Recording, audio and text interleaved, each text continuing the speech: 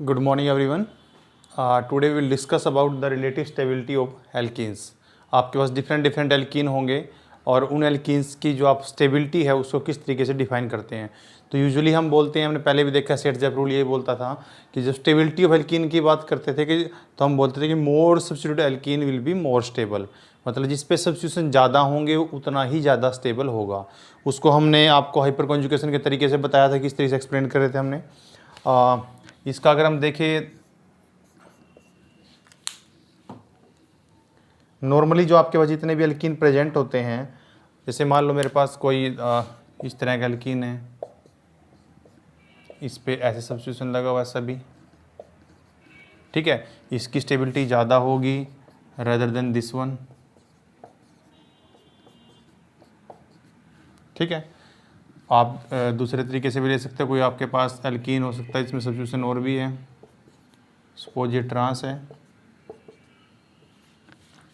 या आपके पास कोई सिस है,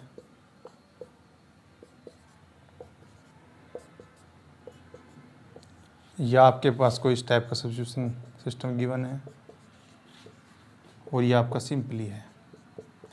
तो आपके पास ये स्टेबिलिटी का ट्रेंड रहता है कि आपकी जो स्टेबिलिटी है वो इन तरीक़ों से आप उसको गवर्न कर सकते हैं कि आपके पास स्टेबिलिटी है जो वो कैसे कैसे आप उसको डिफाइन करेंगे। अब देखो जितना ज़्यादा उसके ऊपर अल्काइल सब्स्टिट्यूशन ज़्यादा है, आप देख रहे हो स्टेबिलिटी उतनी ही ज़्यादा है।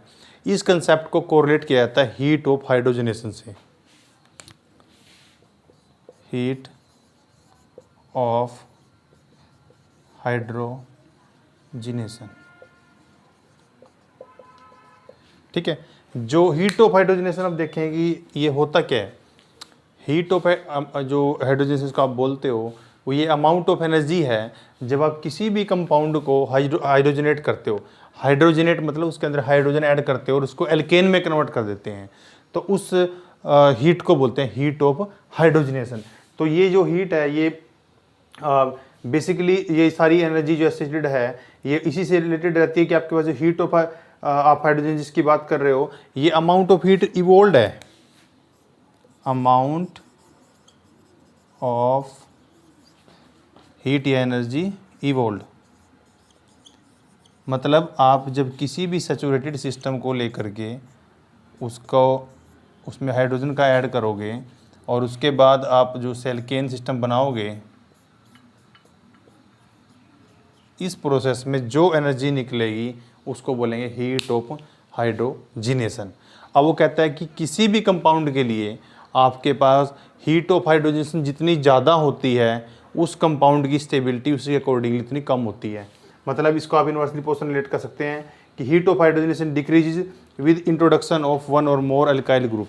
मतलब हीट ऑफ हाइड्रोजनेशन है जो वो इसकी सबसे कम है और उसकी सबसे ज़्यादा होगी, ठीक है। अब देखो जितने ज़्यादा सब्स्टिट्यूशन बढ़ते चले जाएंगे उतना ही आपका हाइड्रोजन का एडिशन होना उसमें डिफिकल्ट होगा। तो इसका मतलब क्या है कि जो आपकी हीट ऑफ हाइड्रोजनेशन है वो आपकी सब्स्टिट्यूशन लगाने के साथ ही आप उसको डिक्रीज बोलोगे, उसको डिक्रीज हो गया है और उसी के अकॉर्डिंगली आपकी स्टेबिलिटी है। मतलब हीट ऑफ हाइड्रोजनेशन आपके जैसे आपकी बुक में मेंशन भी है कि जो हीट ऑफ हाइड्रोजनेशन है, जैसे आप किसी के लिए लेते हो ग्रेटर वैल्यू है, इसका मतलब उसमें ज़्यादा एनर्जी है, ठीक है। यानी हीट ऑफ हाइड्रोजनेशन और stability of alkene inversely proportional है आपस में।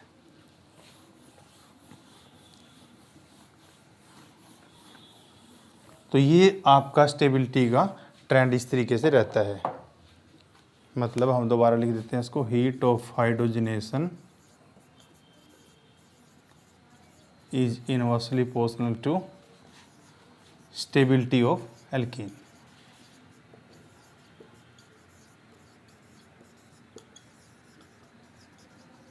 ठीक है, इस तरीके का ट्रेंड यहाँ पे रहता है।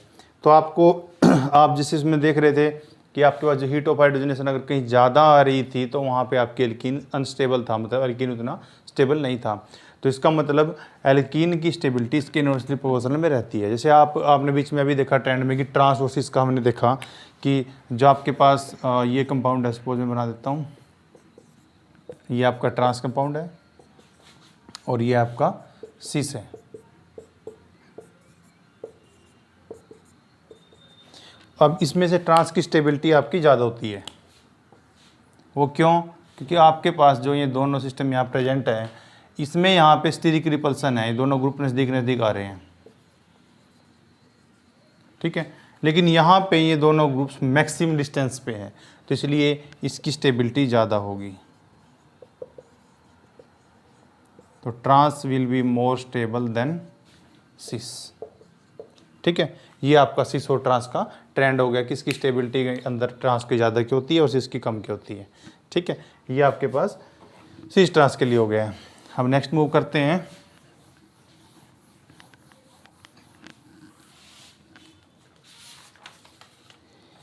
अब देखो हमने स्टेबिलिटी देख ली, उससे पहले फिजिकल प्रॉपर्टी की थी, उससे पहले मेथड्स ऑफ सिंथेसिस किया था, उससे पहले नोमेनक्लेचर भी किया था। अब नेक्स्ट आता है हमारे पास केमिकल रिएक्शंस।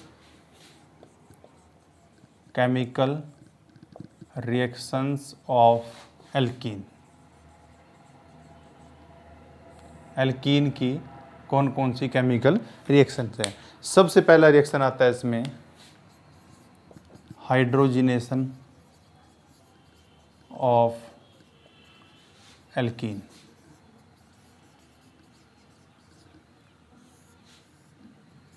ठीक है, मतलब आपके पास जो एल्कीन प्रेजेंट है उसकी हाइड्रोजनेशन आप कैसे करोगे? जैसे आपके पास मान लो ये एल्कीन है,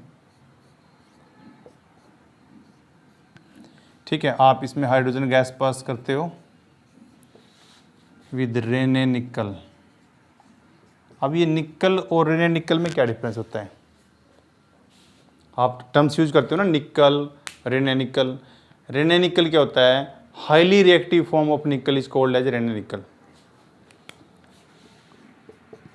highly reactive form of nickel, ठीक है, उसी को आप बोल देते हो कि हमारे पास ये रेने निकल है। अब देखिए इसमें जब आपका हाइड्रोजन ऐड हो जाएगा ऐसे, तो आपके पास ये एल्कीन से हमने स्टार्ट किया था, एल्कीन थी, और यहाँ आपके पास एल्केन बन गया है ये, ठीक है। तो इस कंडीशन में आपकी हाइड्रोजनेशन होती है। अब ये हाइड्रोजनेशन होती कैसे है उसका मैकेनिज्म भी हमारे सिलेबस में, तो हम उसको भी करेंगे, ठीक है। अब मैं विद मैकेनिज्म करता हूँ उसको। इसमें टेम्परेचर कंडीशंस भी हैं आपकी, जैसे यहाँ पे जो टेम्परेचर है हमारे लिए 473 to 573 केल्विन, ठीक है। इस टाइप से टेम्परेचर कंडीशंस भी यहाँ पे मेंशन है। अब इसका देखते हैं मैकेनिज्म कि ये रिएक्शन होती कैसे है।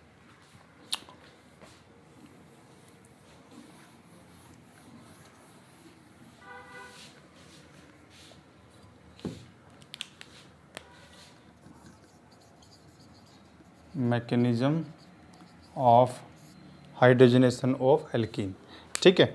अब मैकेनिज्म करते हैं। सबसे पहले आपके पास जो कोई भी मेटल सरफेस आप लोगे जहाँ से आप सबस्ट्रेट को एब्जॉर्ब कराते हो, तो मैं यहाँ पे आपको देता हूँ, जैसे हाइड्रोजन आपने पर्स की गैस उसके अंदर, और आपने ये जैसे रेन निकल लिया था, तो मेटल का सरफेस आपके पास अवेलेबल है ये, जिसको आप मेटल बोल दो या निकल कैटलिस्ट, कुछ भी बोल सकते हो आप,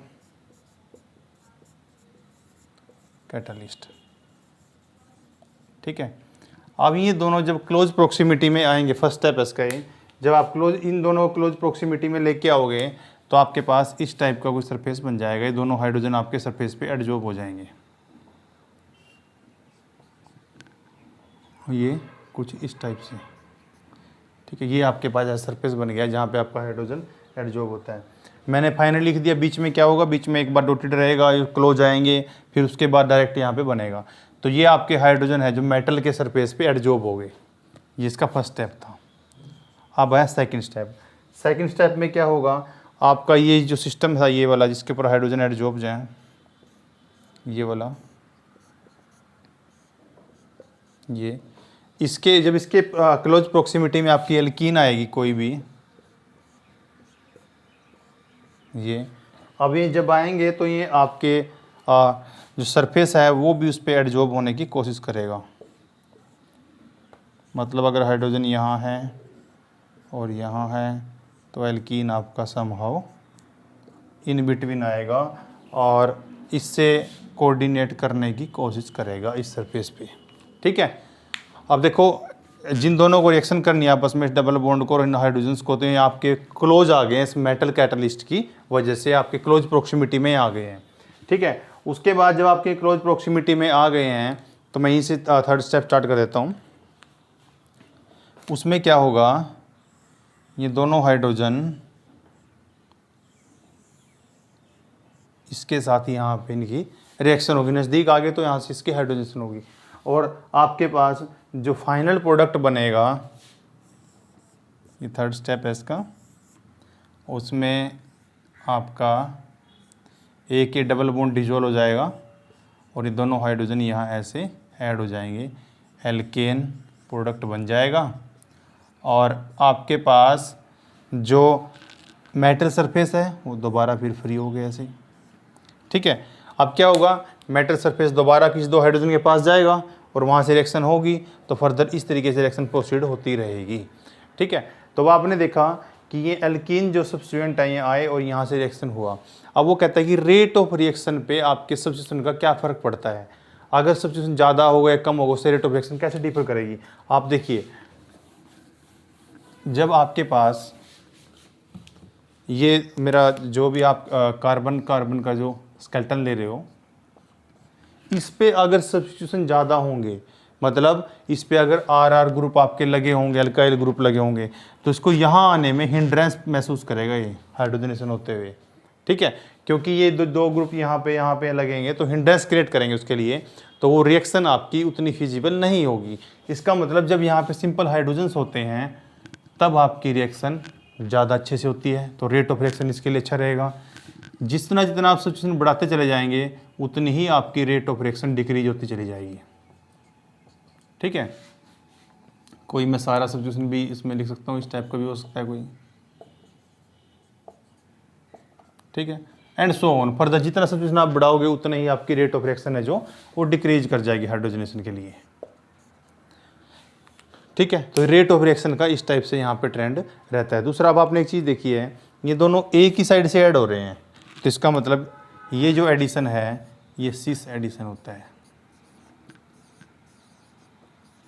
ठीक है, आपका सिस एडिशन प्रोडक्ट यहाँ पे बनता है। तो ये इसका मैकेनिज्म हो गया। आपके एग्जाम में अगर आ सकता है 2-3 मार्क्स में क्वेश्चन आ जाता है कई बार ये, तो उसमें आपको पता होना चाहिए कि आपका हाइड्रोजनेशन प्रोसेस कैसे होता है, क्या उसका मैकेनिज्म रहता है। तो ये हो गया आपके पास। उसके बाद आपके पास नेक्स्ट रिएक्शन आती है इसी में। अब आपको पता है जो आपकी एल्कीन है उसमें आपके पास डबल बॉन्ड है, मतलब एक सिग्मा बॉन्ड है और एक पाई बॉन्ड है। तो आपको पता है पाई बॉन्ड जो होता है वो लूजली बाउंड होता है। ठीक है, मतलब आप ये देखिए, एक सिग्मा बॉन्ड है और एक पाई बॉन्ड है, तो इसके जो लोब्स हैं पाई बॉन्ड के, उसमें जो इलेक्ट्रॉन्स इन्वॉल्व है वो लूजली बाउंडेड है, वो ईजिली अवेलेबल हो सकते हैं किसी भी रिएक्शन के लिए। तो मतलब जब भी आप इसकी किसी भी, आप देखो इलेक्ट्रॉन रिच हो गया तो मतलब एज ए न्यूक्लियोफाइल की तरह एक्ट कर सकता है, इलेक्ट्रॉन रिच सिस्टम हो गया। तो इसकी रिएक्शन किसके साथ हो सकती है, जहाँ इलेक्ट्रॉन डेफिशिएंसी हो, मतलब इलेक्ट्रोफाइल के साथ। ठीक है, तो अब इसकी रिएक्शन पढ़ेंगे, electrophilic addition reactions of alkene.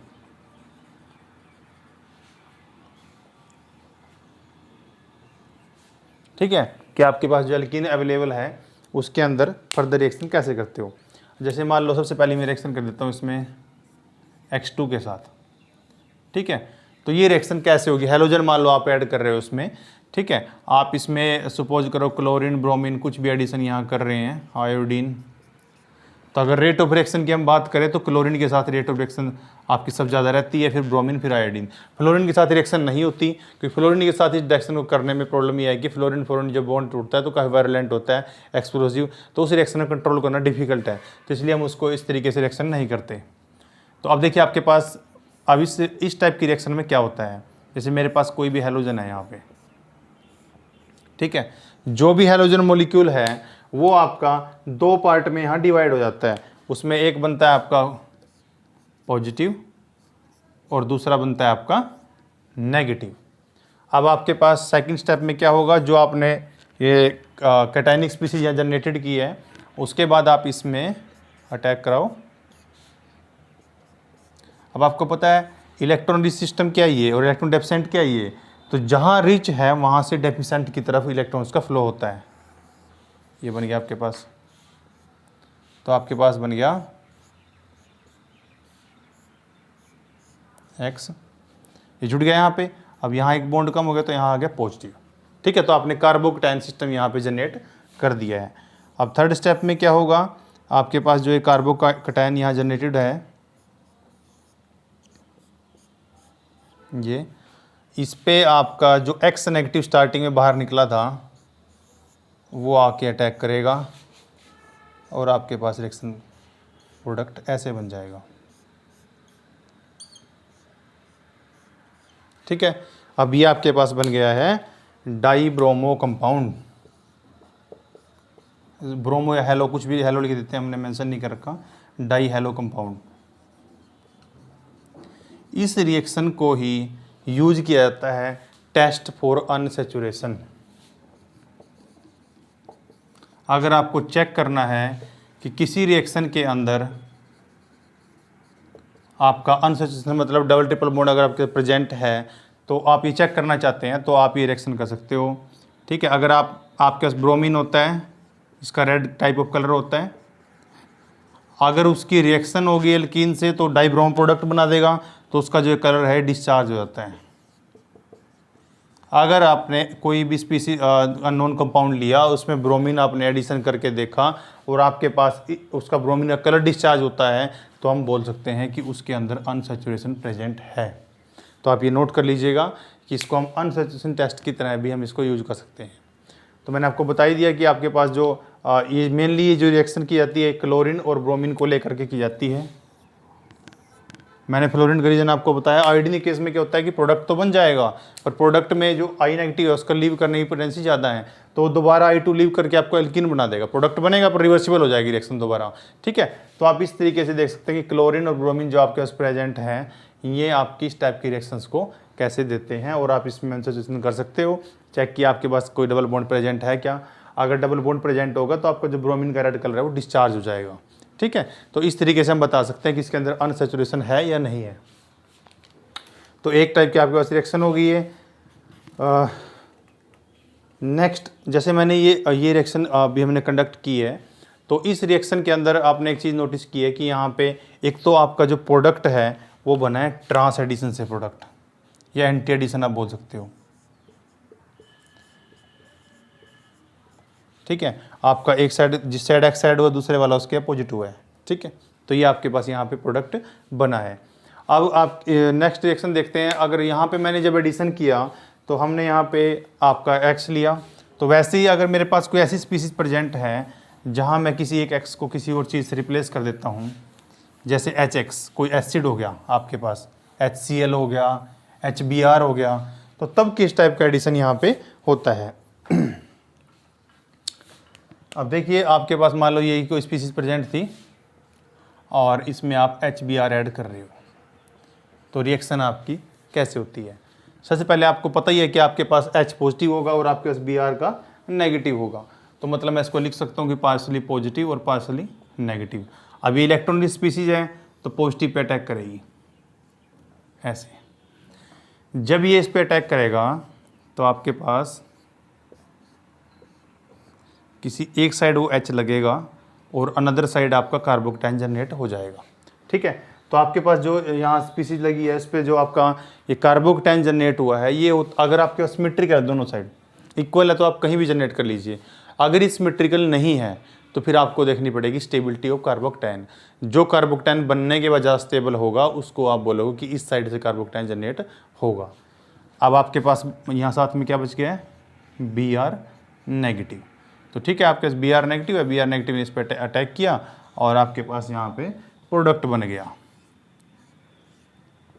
यहाँ तो आपके एक हाइड्रोजन लगा हुआ था और यहाँ पे कोई एक आपका हैलोजन लग गया।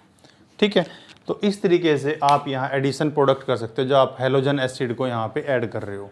हैलो एसिड कोई भी आपको हो सकता है, आपका HCl भी हो सकता है, HBr भी हो सकता है, HI भी हो सकता है।